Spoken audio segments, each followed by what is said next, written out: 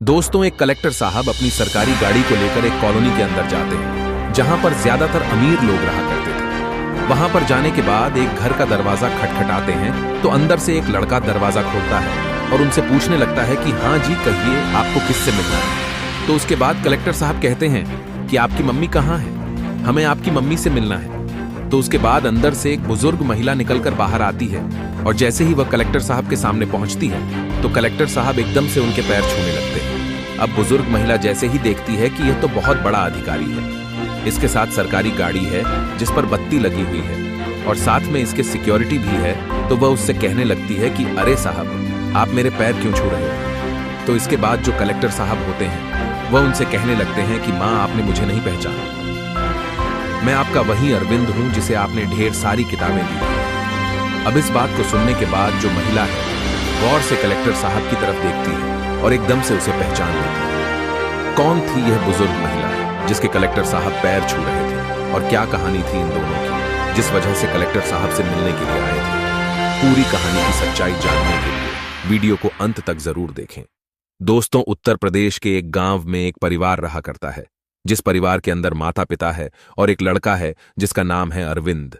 अरविंद जो कि अभी ग्रेजुएशन कर रहा है और उसके माता पिता उसे पढ़ा लिखाकर किसी बड़ी पोस्ट को हासिल करना चाहते हैं, इसीलिए वह उसकी पढ़ाई लिखाई पर बहुत ही ज्यादा ध्यान दिया करते हैं। उसके पिता के पास कुछ पुश्तैनी जमीन है, उस पर खेती बाड़ी भी किया करते हैं और साथ में थोड़ी बहुत मेहनत मजदूरी भी कर लिया करते हैं ताकि उसके बेटे को पढ़ाई लिखाई में कोई भी परेशानी नहीं आए। इधर जो उसकी माँ है वह भी उसका पढ़ाई लिखाई में पूरा साथ देती है और कहती है कि बेटा, अच्छे से पढ़ाई करो ताकि तुम एक बड़े अफसर बन सको और तुम्हारा जीवन अच्छी तरह से व्यतीत हो जाए। इस बात को सुनकर जो बेटा होता है वह भी ग्रेजुएशन के टाइम से ही यूपीएससी की तैयारी करने लगता है। धीरे धीरे समय बीतता है और समय के साथ साथ उस परिवार की खुशियों को किसी की नजर लग गई थी। एक दिन अरविंद का पिता मजदूरी पर गया हुआ था और वहां एक छोटा सा एक्सीडेंट होने के कारण उसके पिता को बहुत ही गहरी चोट लग जाती है। इसके बाद अरविंद के पिता को हॉस्पिटल में भर्ती कराया जाता है और वहां पर जाने के बाद डॉक्टर साहब उसके लिए ऑपरेशन बोल देते हैं और ऑपरेशन में बहुत ही ज्यादा खर्चा आने वाला था। अब यह बात जैसे ही अरविंद को पता चलती है तो वह परेशान हो जाता है क्योंकि उसके पिता की जितनी भी आमदनी हुआ करती थी वह सारी आमदनी से वह घर का गुजारा कर लिया करते थे और बचे खुचे पैसे अरविंद की पढ़ाई में लग जाया करते थे। लेकिन आज उसका पिता जिंदगी और मौत के बीच में खड़ा हुआ है और उसको बचाने के लिए ढेर सारे पैसे चाहिए। तो इसके बाद जो अरविंद होता है वह अपनी मां से बात करता है और मां से बात करने के बाद अपनी उस पुश्तैनी जमीन को भी बेच देता है। बेचने के बाद उससे जो पैसे आते हैं उन पैसों को अपने पिता के इलाज में लगा देता है और अपने पिता का इलाज करने के लिए डॉक्टर साहब से कहने लगता है। तो डॉक्टर साहब उसके पिता का इलाज स्टार्ट कर देते हैं, लेकिन उसका पिता अभी तक भी होश में नहीं आया था। वह ऐसे ही बिस्तर के ऊपर पड़ा रहा करता। इसके बाद डॉक्टर साहब से वह पूछता है कि डॉक्टर साहब, आप बताइए अब कैसी कंडीशन है पिता की। तो उसके बाद डॉक्टर साहब कहते हैं कि अभी एक और ऑपरेशन करना पड़ेगा और उसके बाद भी हम ज्यादा कुछ नहीं कह सकते। अब यह बात सुनकर अरविंद को बड़ा ही बुरा लगता है, तो वह अपनी मां के पास जाता है और अपनी मां को पूरी कंडीशन बताता है।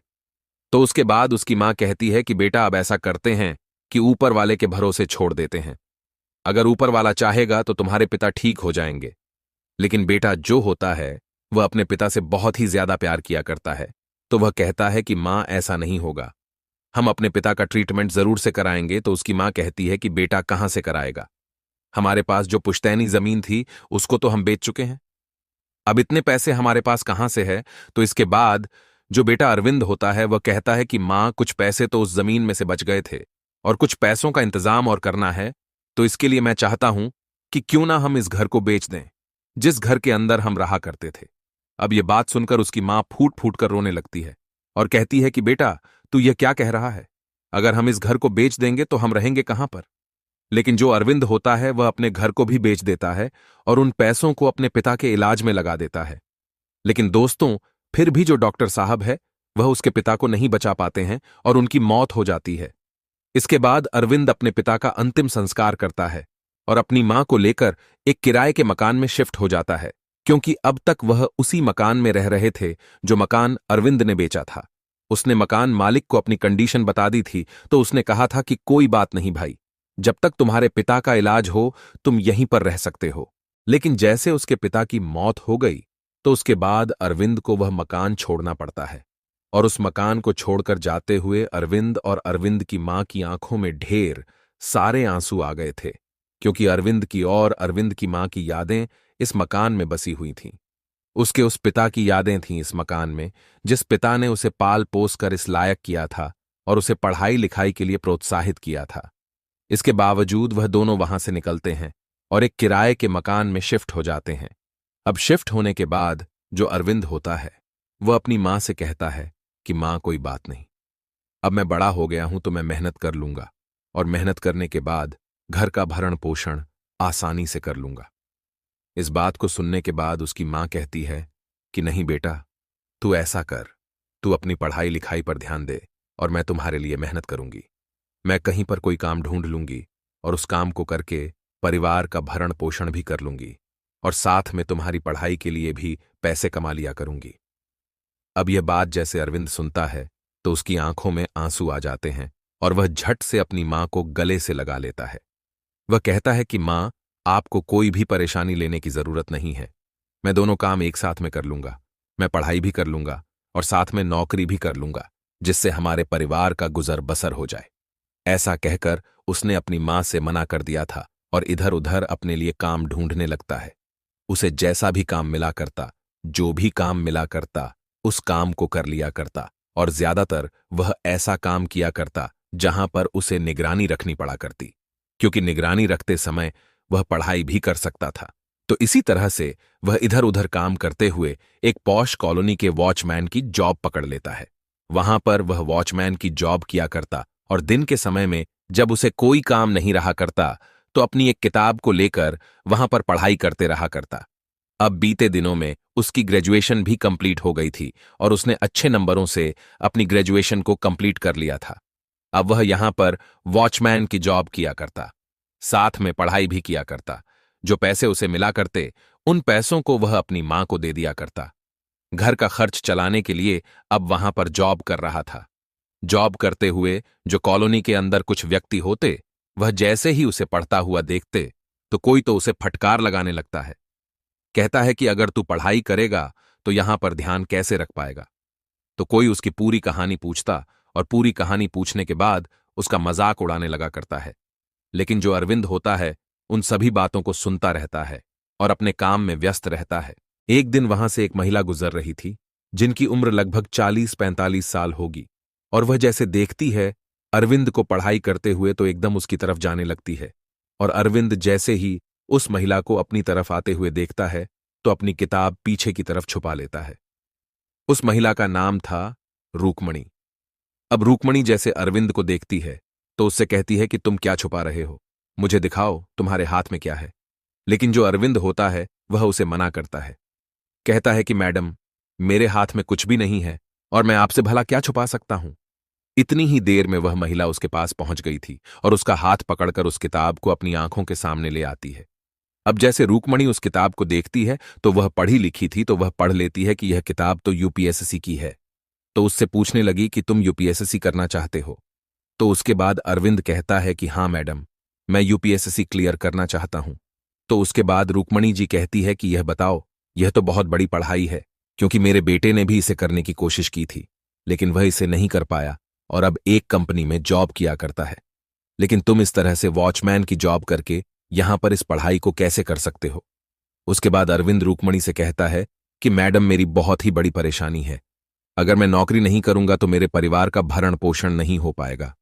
तो रूकमणी उससे पूछने लगी कि कौन सी तुम्हारी परेशानी है, जिस परेशानी के लिए तुम्हें वॉचमैन की नौकरी करनी पड़ रही है।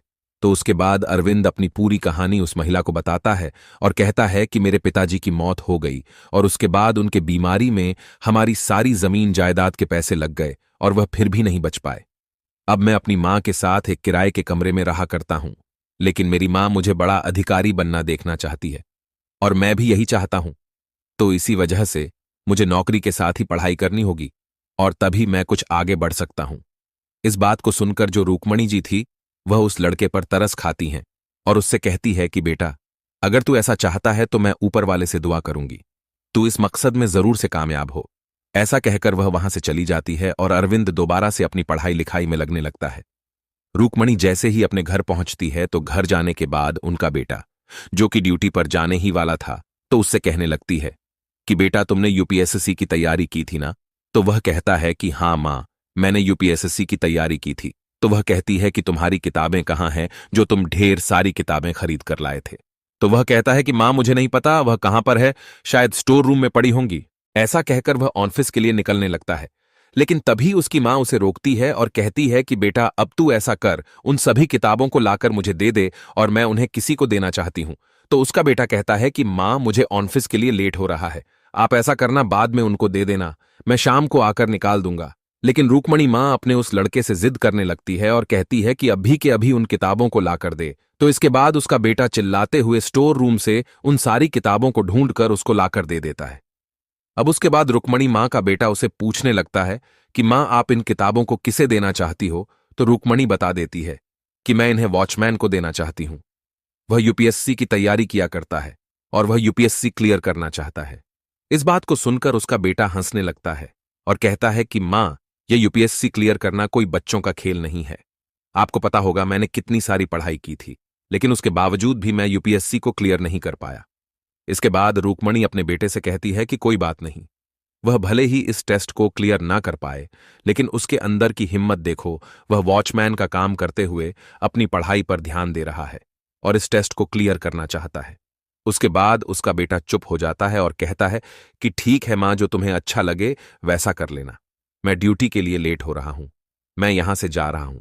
ऐसा कहकर उसका बेटा वहां से चला गया था और जो रुक्मणी थी वह उस थैले को जैसे तैसे ले जाकर उस सिक्योरिटी गार्ड के पास पहुंच जाती है।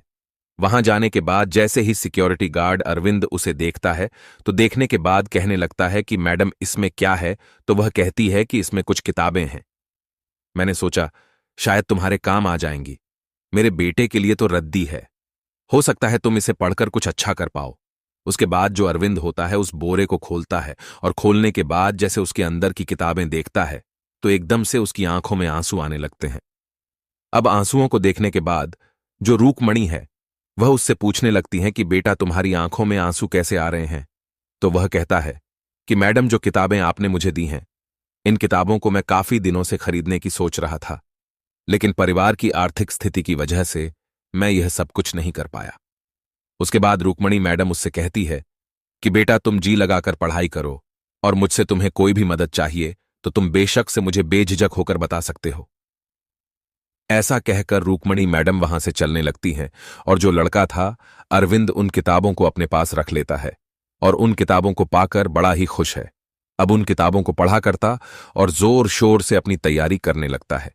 इधर जो रुक्मणी मैडम थी वह बार बार उस लड़के के पास आया करती और उसे छोटी मोटी चीजों के लिए पूछा करती, जैसे कभी चाय के लिए तो कभी खाने के लिए, क्योंकि उसे पता था कि यह पढ़ाई कितनी महत्व रखती है और यह पढ़ाई अगर इसकी हो गई तो इसका जीवन सफल हो जाएगा।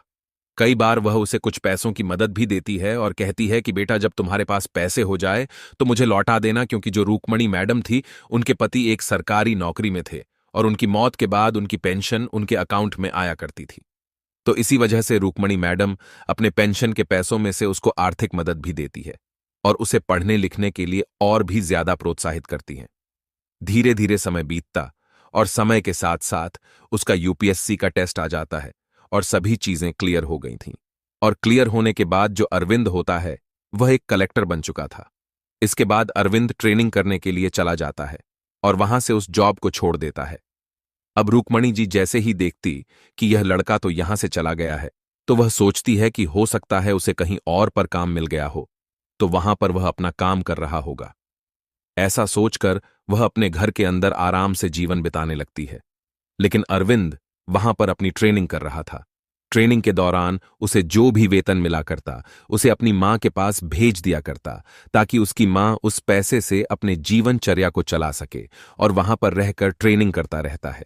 अब जैसे ही उसकी ट्रेनिंग कंप्लीट होती है तो उसके बाद उसकी पोस्टिंग एक अच्छे से शहर में हो जाती है और पोस्टिंग के पहले ही दिन जो अरविंद होता है वह अपने साथ अपनी गाड़ी को लेता है और गाड़ी को लेने के बाद सीधा उस पॉश कॉलोनी में पहुंच जाता है जहां पर वह रुक्मणी मैडम रहा करती थी। जिन्होंने उसे आर्थिक मदद भी दी थी और साथ में ढेर सारी किताबें दी थीं ताकि वह पढ़ लिख कर एक बड़ा आदमी बन सके। अब जैसे ही कलेक्टर साहब की गाड़ी उस कॉलोनी में घुसती है तो वहां पर जो सिक्योरिटी गार्ड था, जो अब अरविंद की जगह पर था, वह एकदम से सैल्यूट मारते हुए गेट को खोलता है और इस बात को देखकर हैरान है कि यह कलेक्टर साहब इस कॉलोनी में आकर क्या कर रहे हैं। उसके बाद जो अरविंद होता है वहां पर सीधा रूकमणी मैम के घर पर जाता है और वहां जाने के बाद घर का दरवाजा खटखटाता है और जैसे ही कलेक्टर साहब ने दरवाजा खटखटाया था तो अंदर से रूकमणी मैम का बेटा बाहर निकलता है और बाहर निकलने के बाद जैसे ही देखता है कि घर के दरवाजे पर एक सरकारी गाड़ी खड़ी हुई है और सामने जो व्यक्ति है वह कोई बड़ा सरकारी अधिकारी है, तो उससे कहता है कि हाँ साहब बताइए, आपको किससे मिलना है। तो उसके बाद जो कलेक्टर साहब होते हैं वह कहते हैं कि आपकी माँ कहाँ है, हमें आपकी माँ से मिलना है। तो जो रूकमणी मैडम का बेटा होता है वह अपनी माँ को आवाज लगाता है तो उसकी माँ घर के अंदर से धीरे धीरे बाहर की तरफ आने लगती है और जैसे ही वह बाहर आकर खड़ा होती है तो सामने अरविंद को देखकर वह बिल्कुल से भी उसको पहचान नहीं पाती। तो वह कहती है कि हाँ कहिए साहब, आपको क्या काम है मुझसे। इसके बाद जो अरविंद कलेक्टर साहब थे वह एकदम से रूकमणी जी के पैर पकड़ लेते हैं। अब इस बात को देखकर कि कॉलोनी के अंदर कोई कलेक्टर आया है तो चारों तरफ के लोग भी वहां पर इकट्ठा हो गए थे। उनमें से वह लोग भी थे जो कभी कभी अरविंद का मजाक बनाया करते थे और कहा करते थे कि तुझ जैसा फटीचर अगर यूपीएससी क्लियर कर लेगा तो हम लोग किस लिए हैं।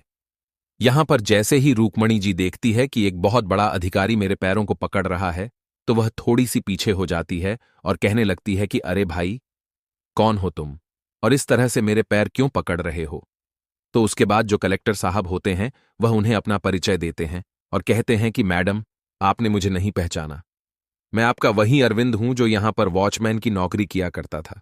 याद होगा आपको, आपने मुझे ढेर सारी किताबें दी थीं और उन्हीं किताबों की वजह से मेरी किस्मत बदल गई है। अब इस बात को सुनने के बाद जो रूकमणी जी हैं वह एकदम से उसे पहचान जाती हैं और पहचानने के बाद उससे कहने लगती है कि अरे बेटा, तू तो बहुत ही अच्छी तरह से जिंदगी जिया करता है, कौन सी नौकरी लगी है तेरी। तो उसके बाद जो अरविंद होता है वह उसे बताता है कि माँ, आपकी कृपा से मैं आज कलेक्टर बन गया हूं और कलेक्टर बनने के बाद मैंने सोचा कि सबसे पहले आपसे मिला जाए, इसी वजह से मैं आपके पास आया हूं और अगर जिंदगी में कभी भी आपको कोई भी काम हो तो आप बेझिझक मुझे बता सकते हो। इसके बाद जो रूकमणी मैडम होती हैं वह से कहती हैं कि आप यहीं से जाएगा या घर के अंदर भी आएगा। तो उसके बाद जो कलेक्टर साहब होते हैं वह घर के अंदर जाते हैं और घर के अंदर जाने के बाद वह सभी एक सोफे पर बैठ जाते हैं। अब सोफे पर बैठने के बाद जो रूकमणी मैडम होती है अपने बेटे से कहती हैं कि बेटा, इनके लिए चाय पानी का इंतजाम करो। तो जो बेटा होता है वह भी सर झुकाते हुए हाँ में जवाब देकर सीधा किचन के अंदर जाता है और कलेक्टर साहब के लिए खाने पीने के लिए चाय पानी का जुगाड़ करके लाता है। रुक्मणी अरविंद से पूछती है कि यह बताओ, जब तुम्हारे टेस्ट क्लियर हो गए थे तो तुमने पहले क्यों नहीं बताया। तो उसके बाद में बताता है कि मैं आपको पूरी तरह से सरप्राइज देना चाहता था कि जिस लड़के पर आपने भरोसा किया है वह कामयाब हो गया है और कामयाब होने के बाद ही मैं आपको बताना चाहता था। इसके बाद जो कलेक्टर साहब होते हैं वह अपनी गाड़ी में से कुछ मिठाइयां जो रूकमणी जी के लिए लेकर आए थे उन मिठाइयों को लाकर रूकमणी जी को दे देते हैं और उसके बाद कलेक्टर साहब रूकमणी से कह देते हैं कि मां, अगर आपको जिंदगी में कभी भी किसी भी चीज की जरूरत हो तो आप सीधा मेरे पास आ सकती हो और मैं आपकी उस चीज में मदद करूंगा। ऐसा कहकर कलेक्टर साहब वहां से चले जाते हैं और वहां से जाने के बाद दोबारा से अपनी ड्यूटी को करने लगते हैं। तो अब वह अपनी मां के साथ सरकारी आवास में रहा करते हैं और मेहनत और ईमानदारी से अपना काम किया करते हैं। ड्यूटी करते हुए एक दिन अचानक से उनके ऑफिस पर रूकमणी आ जाती है और जैसे ही कलेक्टर साहब सुनते हैं कि रूकमणी जी यहां पर आई हैं तो एकदम से अपनी कुर्सी से खड़ा होते हैं और गेट के बाहर से ही रूकमणी जी को ऑफिस के अंदर ले जाते हैं। वहां जाने के बाद सम्मान के साथ उन्हें बैठाते हैं और बैठने के बाद उनके लिए चाय पानी मंगवाते हैं। उसके बाद रूकमणी से बात करते हैं और पूछते हैं कि मैडम, आप यहां पर क्यों आई? अगर आपको कोई जरूरी काम था तो आप मुझको बुला लेती, मैं वहीं पर आ जाता। इस बात को सुनने के बाद जो रूकमणी जी है वह थोड़ी सी मायूसी दिखाई दे रही थी और कहने लगती है कि बेटा, काम ही कुछ इतना जरूरी था कि मुझे खुद ही तुम्हारे पास आना पड़ा। उसे पूछने लगते हैं कि मैडम, क्या दिक्कत है, आप मुझे बेझिझक होकर बता सकती हो।